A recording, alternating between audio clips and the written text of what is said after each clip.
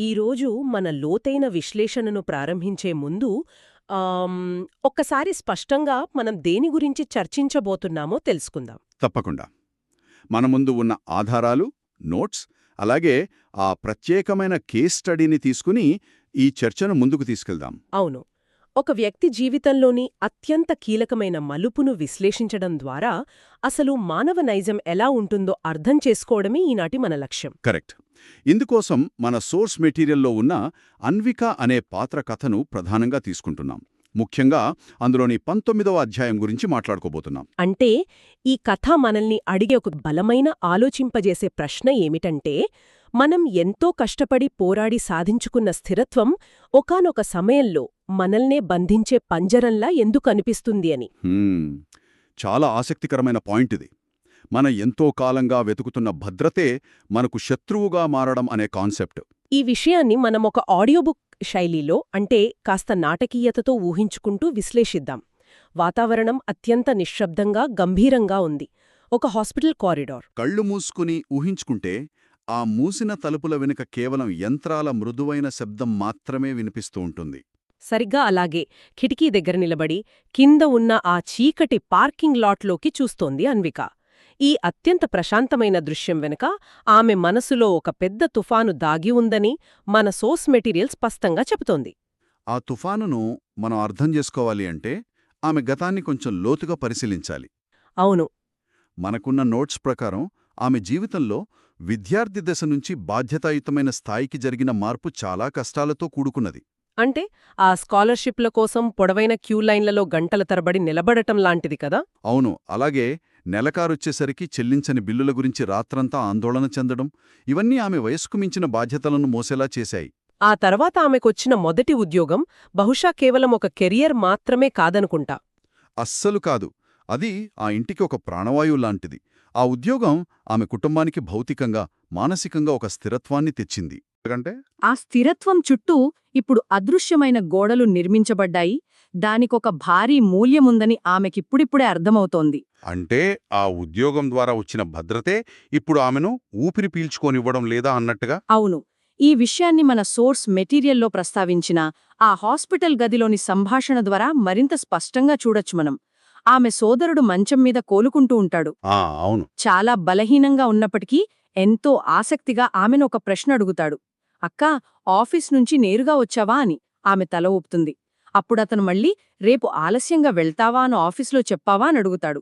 దానికి ఆమె చెప్పలేదని ఒక చిన్న చిరునవ్వుతో బదిలిస్తుంది. ఆ వెంటనే ఆ తమ్ముడు అంటాడు కదా, చెప్పాలి, నీ ఆఫీస్ చాలా ముఖ్యమని. ఆ హాస్పిటల్ బెడ్ మీద ఉండి కూడా అతను తన అక్క ఉద్యోగం గురించి ఆందోళన చెందుతున్నాడు. ఆ ఆఫీస్ ఆమెకు, ఆ కుటుంబానికి ఎంత ముఖ్యమనేది మాటల్లో చెప్పలేంది కదా. ఒక కుటుంబం మొత్తం ఒకే ఉద్యోగంపై ఎలా ఆధారపడి ఉందో సూచిస్తుంది. దాని కేవలం ఒక ఆఫీస్ అనలేము. అది ఆ కుటుంబానికి ఒక నౌక లాంటిది. అవును, ఖచ్చితంగా. ఆఫీస్ నుంచి వచ్చే జీతమే ప్రతి నెల ఇంటి బిల్లులు కట్టింది. అదే తమ్ముడి చదువుకు సాయపడింది. అదే ఆస్పత్రి ఖర్చులను భరిస్తోంది.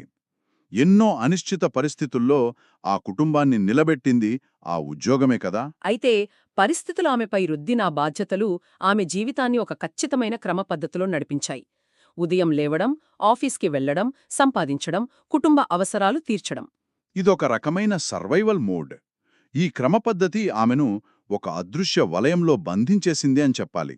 ఈ సర్వైవల్ మోడ్ గురించి ఆలోచిస్తే, జీవితంలో కొన్నిసార్లు బాధ్యతలు మన ఎంపికలు కావు, అవి కేవలం పరిస్థితుల వల్ల మనపై పడతాయని అనిపిస్తుంది. ఆ బాధ్యతలు ఒక రకమైన రక్షణను, సమాజంలో ఒక గౌరవప్రదమైన స్థానాన్ని ఇస్తాయి. కానీ అదే సమయంలో అవి నిశ్శబ్దంగా ఎలా పరిమితం చేస్తాయో అన్విక పాత్ర మనకు కళ్లకు కట్టినట్లు చూపిస్తుంది. నేను ఇంతకంటే ఎక్కువ రిస్క్ తీసుకోలేను, నా మీద నా కుటుంబం ఆధారపడి ఉంది అనే భయం. అవును. ఒకవేళ నేను విఫలమైతే వారి పరిస్థితి ఏమిటి అనే భయం మనిషి ఎదుగుదలను అక్కడే ఆపేస్తుంది. సామర్థ్యం ఉన్నప్పటికీ ఒక గిరిగీసుకొని బతకడానికి అలవాటు పడిపోయేలా చేస్తుంది కదా. బాధ్యతను మనం కేవలం భారంగానే చూడలేం కదా. అది వాస్తవానికి ఒక కవచం లాంటిది. అది బయటి దాడుల నుంచి, ఆర్థిక ఇబ్బందుల నుంచి రక్షిస్తుంది. కానీ ఇక్కడే ఒక సూక్ష్మమైన సమస్య ఉంది. ఆ కవచం బరువు వల్ల మనం వేగంగా పరుగెత్తలేము అనా? సరిగ్గా అదే. కొత్త ప్రయోగాలు చెయ్యలేము, స్వేచ్ఛగా ఎగరలేము. అన్విక పరిస్థితి కూడా సరిగ్గా ఇదే. ఇంటి బాధ్యత అనే కవచం ఇన్నేళ్లు ఆమెను కాపాడింది. కాని ఇప్పుడు వృత్తిపరమైన జీవితంలో ఒక పెనుమార్పు రాబోతోంది. అంటే ఒక కొత్త అవకాశం ఆమె తలుపు తడుతోంది. అదే సమయంలో ఆ పాత కవచం ఆమెను వెనక్కి లాగుతోంది. ఆ అవకాశం ఎలాంటిదో మన సోర్స్ మెటీరియల్ చాలా స్పష్టంగా వివరించింది. ఆమె ఒక సాధారణ ప్రాజెక్ట్ చేయడం లేదు. అది ఒక అతి పెద్ద ఇన్ఫ్రాస్ట్రక్చర్ కాంట్రాక్ట్ ప్రాజెక్ట్. ఈ ప్రాజెక్ట్ మీటింగ్ దృశ్యాన్ని మన ఆధారాల నుంచి ఒకసారి నెమలివేసుకుందాం.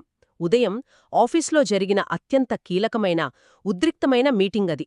ఆ గదిలో వాతావరణం ఎంత భారంగా ఉందో వర్ణించారక్కడ. అవును, ఇక్కడ కొన్ని ఇంగ్లీష్ పదాలను వాడారు కదా.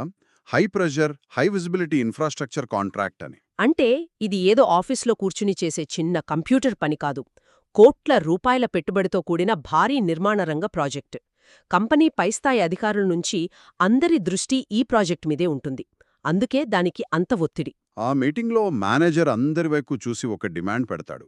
ఫీల్డ్ ఇంప్లిమెంటేషన్ టీంను లీడ్ చేయడానికి మనకొకరు కావాలి అంటాడు. ఒక్కసారి గది అంత నిశ్శబ్దమలుముకుంటుంది. ఆ నిశ్శబ్దానికి కారణం ఆ పదాల్లోనే దాగి ఉందనిపిస్తుంది. ఫీల్డ్ ఇంప్లిమెంటేషన్ టీం లీడ్ అంటే ఏసీ గదుల్లో కూర్చుని ప్లాన్ చేయడం కాదు కదా. అస్సలు కాదు. క్షేత్రస్థాయిలో నేరుగా సైట్ దగ్గరకు వెళ్లి ఎండలో వానలో పనులు జరిగేలా చూసుకునే అత్యంత కఠినమైన బాధ్యత అది. దీనికి సుదీర్ఘ ప్రయాణాలు చేయాలి. రాత్రి పగలనే తేడా లేకుండా పొద్దుపోయేంతవరకు పనిచేయాలి. ఎప్పుడు ఏ సమస్య వస్తుందో తెలియని అనిశ్చిత షెడ్యూల్స్ ఉంటాయి దానికి. అన్నిటికంటే ముఖ్యంగా కాంట్రాక్టర్లతో, అధికారులతో రోజూ పోరాడాల్సుంటుంది. ఏ చిన్న తప్పు జరిగినా దానికి పూర్తి జవాబుదారీతనం ఆ లీడర్దే. అందుకే ఆ గదిలో ఎవ్వరూ కనీసం కళ్ళు కలపడానికి కూడా సాహసించలేదు. నాయకత్వం అనే పదం వినడానికి గొప్పగా ఉంటుంది కానీ దాన్ని ఆచరణలో పెట్టేటప్పుడు వచ్చే భయమే ఆ నిశ్శబ్దానికి కారణం. సహోద్యోగులందరూ ఆ పనిభారం చూసి వెనకడుగు వేస్తుంటే గదిలో వాతావరణం మరింత గంభీరంగా మారుతుంది. అప్పుడు మేనేజర్ చూపు నేరుగా అన్విక వైపు వెళ్తుంది. ఆయన ఒక మాట అంటాడు, అన్విటా, మా అందరికంటే కష్టమైన పరిస్థితులను నువ్వెదుర్కొన్నావు అని. ఇది వినడానికి ఒక గొప్ప ప్రశంసలా అనిపిస్తోంది కదా. ఒక ఉద్యోగికి తన పై అధికారి నుంచి ఇంతకంటే గొప్ప గుర్తింపేమి కావాలి? ప్రశంసలు ఎప్పుడూ ఊరికి రావు. వాటితో పాటు ఒక పెద్ద భారాన్ని కూడా మోసుకొస్తాయి. నిజమే. దీనినే సైకాలజీలో సామర్థ్యం మోపే భారమనంటారు. ఎవరైతే కష్టాలను సమర్థవంతంగా ఎదుర్కొని నిలబడతారో, ఎవరైతే ప్రతికూల పరిస్థితుల్లో కూడా పనులు పూర్తి చేస్తారో, వారిని చూసి ప్రపంచం వారిని మరింత క్లిష్టమైన పరిస్థితుల్లోకి నెట్టేస్తుంది. అంటే నువ్వు వానను తట్టుకోగలవు కాబట్టి ఈ తుఫానులో కూడా నువ్వే ముందు నిలబడు అని అంటోంది సమాజం. మేనేజర్ ఉద్దేశం కూడా అదే.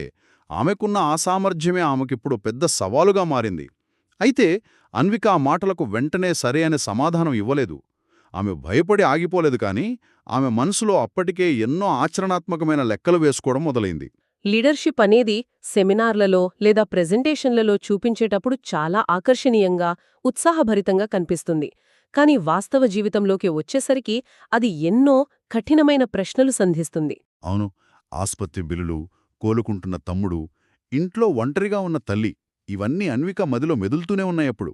నేను ఫీల్డ్ వర్క్ కోసం రోజుల తరబడి దూరంగా ఉన్నప్పుడు ఇంటిని ఎవరు చూసుకుంటారు? ఒకవేళ ఇంట్లో ఏదైనా అత్యవసర పరిస్థితి వస్తే, ఈ వ్యవస్థ అంతా కూలిపోతే దాన్ని ఎవరు నిలబెడతారు అనే ప్రశ్నలు ఆమెను వెంటాడుతున్నాయి. నాయకత్వమంటే కేవలం ఆఫీస్లో ఫైళ్లు చూసుకోవడం కాదు, వ్యక్తిగత జీవితాన్ని పణంగా పెట్టడమని ఆమె అనుభవానికి తెలుసు. ప్రతి నాయకుడి వెనుక లేదా నాయకత్వ స్థానంలోకి వెళ్లాలనుకునే ప్రతి వ్యక్తి వెనుక ఇలాంటి కనిపించని త్యాగాలు ఎన్నో ఉంటాయి. విజయం సాధించిన తర్వాత అందరూ చూస్తారు, కానీ ఆ నిర్ణయం తీసుకునే ముందు అనుభవించే మానసిక సంఘర్షణ ఎవరికీ కనిపించదు.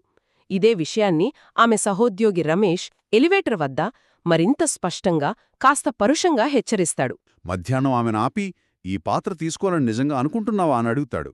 ఆమె కేవలం ఆలోచిస్తున్నానని సమాధానమిస్తుంది. అప్పుడు అతను గొంతు తగ్గించి, చుట్టుపక్కల ఎవరైనా వింటున్నారేమో అని చూసుకుని మరీ ఒక నిజం చెప్తాడు. అవును, రమేష్ అన్న మాటలు కార్పొరేట్ ప్రపంచంలోని కఠిన వాస్తవాలను తెలియజేస్తాయి. నిజం చెప్పాలంటే నేనైతే ఆ పని చెయ్యను అంటాడు. ఆ ప్రాజెక్టు చాలా రిస్కుతో కూడుకున్నది.